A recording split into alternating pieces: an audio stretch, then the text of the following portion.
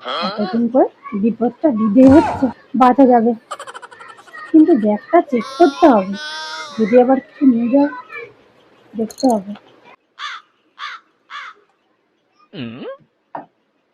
যাই এবার।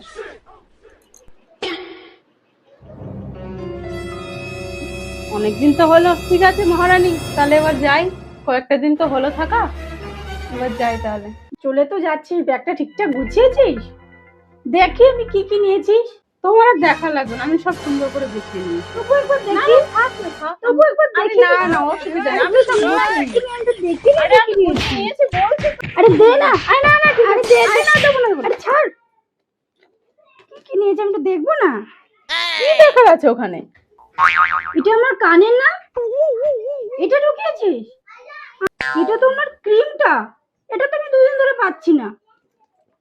আর কি, এটাও তো আমার ক্রিমটা, এটাও তো 3 দিন ধরে পাচ্ছি না।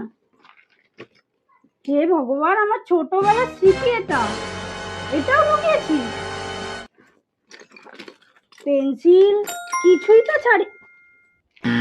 এটা কি, এই ড্রাই ফ্রুট গুলো তো ছাড়িসনি, এটা নেওয়ার কি দরকার ছিল? আমার দাদা এনেছে।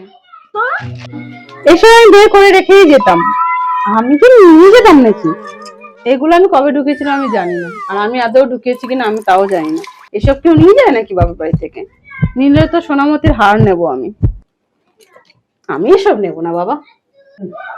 তোমার জিনিস তুমিই রাখো, এসব নেওয়ার জন্য আমি বসিনি, আমি চললাম। আমার ক্লিপ, কানের ক্রিম, পেন্সিল, এমনকি এইগুলো ছাড়েনি। আমি যদি না দেখতাম একটা, কিচ্ছু থাকতো না, সব চলে যেত।